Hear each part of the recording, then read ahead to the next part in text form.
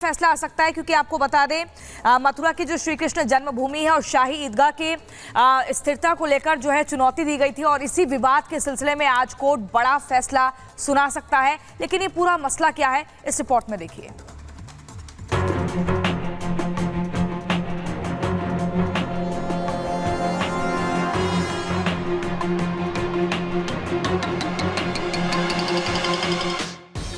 Allahabad high court में आज क्या होगा इस पर सबकी नजरें हैं, क्योंकि सदियों से चला आ रहा श्री कृष्ण जन्मभूमि पोषणीयता विवाद पर आज फैसला आने वाला है।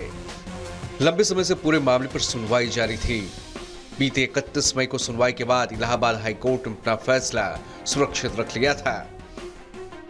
जस्टिस मयंक कुमार जैन की सिंगल बेंच आज दोपहर 2 बजे फैसला सुनाएगी। मुस्लिम पक्ष ने याचिकाओं की पोषणीयता को चुनौती दी थी। मुस्लिम पक्ष की तरफ से कई दलीलें पेश की गई थी। मुस्लिम पक्ष ने हिंदू पक्ष की याचिकाओं को खारिज करने की मांग की है।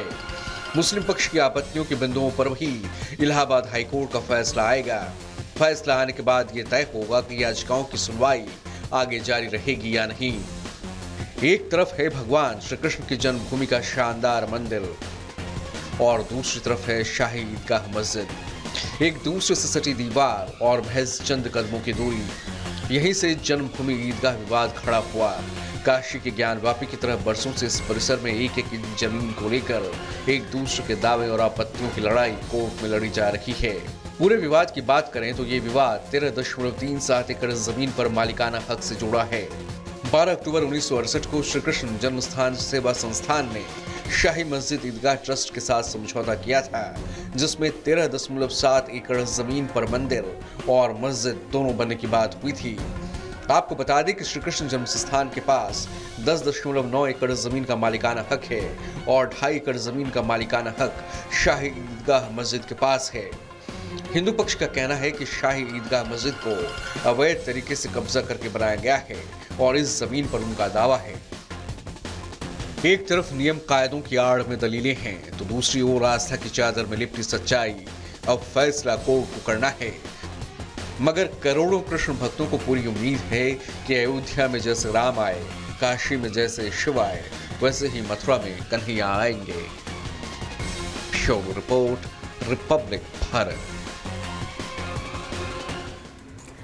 तो देखिए आज फैसला तो आना है, लेकिन आपको पहला बता देते हैं हिंदू पक्ष ने क्या कुछ दलीलें दी है। देखिए पहले श्री कृष्ण का मंदिर को तोड़ा गया, ये हिंदू पक्ष का मानना है। उनका कहना है कि उसी जगह पर शाही ईदगाह मस्जिद को बनाया गया, यही पूरा विवाद है। बिना स्वामित्व के ही वक्फ संपत्ति घोषित भी कर दिया गया और इसी मसले को चैलेंज किया गया है। अवैध बताते हुए हटाने की मांग की गई। 18 सिविल वाद जो है वो दाखिल भी किए गए हैं। हम हिंदू पक्ष की दलील आपको बता रहे हैं। मस्जिद पक्ष ने इन्हीं वादों की पोषणीयता को चुनौती दी है। तो दोनों तरफ से अलग अलग दलीलें दी गई हैं, उनको चुनौती दी गई है, जिसको लेकर आज हाईकोर्ट में फैसला आना है। ये देखना होगा कि क्या कुछ हाईकोर्ट की तरफ से फैसला सुनाया जाता है। चलिए आगे बढ़ेंगे और अब बात करेंगे विवादों में फंसी आईएएस अफसर पूजा खेडकर की, जिन्हें बड़ा झटका लगा है। दरअसल यूपीएससी की ओर से उनकी नौकरी रद्द कर दी गई है और यही नहीं, यूपीएससी की ओर से यानी कि अब पूजा खेडकर जो हैं यूपीएससी की कोई भी परीक्षा में शामिल नहीं हो पाएंगी। आखिर क्यों पूजा खेडकर को इतना बड़ा झटका लगा है, पूरी खबर रिपोर्ट के जरिए दिखाते हैं।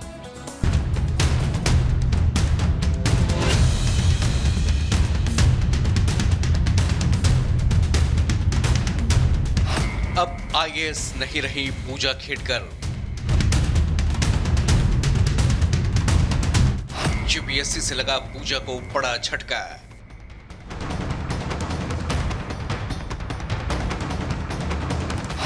यूपीएससी की कोई परीक्षा नहीं दे पाएंगी पूजा।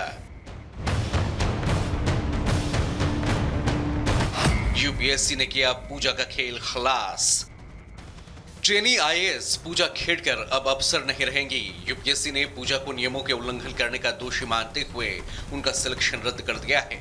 साथ ही ये फैसला भी लिया है कि पूजा भविष्य में भी यूपीएससी के तहत आने वाली कोई भी परीक्षा नहीं दे पाएंगी। हालांकि संघ लोक सेवा आयोग ने पहले ही कार्रवाई के संकेत देते हुए कह दिया था कि अगर पूजा खेडकर पर लगाए गए आरोप सही पाए जाते हैं तो यूपीएससी उनके खिलाफ सख्त एक्शन लेगा। यूपीएससी ने बाकायदा उन पर लगे आरोपों के बाद उन्हें इस बारे में कारण बताओ नोटिस भी जारी किया था। यूपीएससी ने उनसे नोटिस पर सवाल पूछा था कि क्यों न उनकी सिविल सेवा परीक्षा 2022 की उम्मीदवारी को रद्द कर दिया जाए, लेकिन जानकारी के मुताबिक यूपीएससी के किसी सवाल का जवाब पूजा ने नहीं दिया। आपको बता दें कि पूजा पर उम्र छिपाने, माता पिता की गलत जानकारी देने, पहचान बदलकर सीमा से ज्यादा बार परीक्षा देने और फर्जी दस्तावेजों का सहारा लेने के आरोप थे।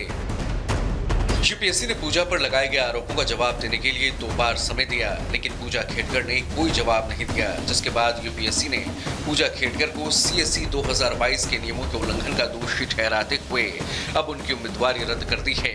लेकिन इसके बावजूद पूजा फिलहाल मुसीबतों से निकलती नहीं दिखाई दे रही, क्योंकि यूपीएससी की दिल्ली पुलिस को दी गई शिकायत की जांच अभी चल ही रही है और इस मामले में 2 अगस्त को पटियाला कोर्ट पूजा खेडकर की अग्रिम जमानत पर फैसला भी सुनाने वाला है। दिल्ली पुलिस इस मामले में पूजा खेडकर की जमानत के विरोध में है। पुलिस ने कोर्ट में दलील देते हुए कहा है कि दिल्ली पुलिस अभी पूजा खेडकर की जांच कर रही है। पूजा का रवैया सहयोग करने वाला नहीं है। कोर्ट ने अगर पूजा खेडकर को अग्रिम जमानत दे दी तो वो जांच में बिल्कुल सहयोग नहीं करेंगी। जाहिर है धोखाधड़ी से हासिल सफलता सिर पर नशे की तरह अटैक करती है। खासकर पूजा खेडकर के मामले में ये पूरे देश ने देखा और अब जिस तरह से पूजा पर इस मामले में कानूनी शिकंजा कस रहा है, उससे साफ है कि आगे यूपीएससी जैसी परीक्षा में फर्जीवाड़ा करने की हिम्मत अब दोबारा शायद ही कोई करेगा। Bureau report, Republic Bharat.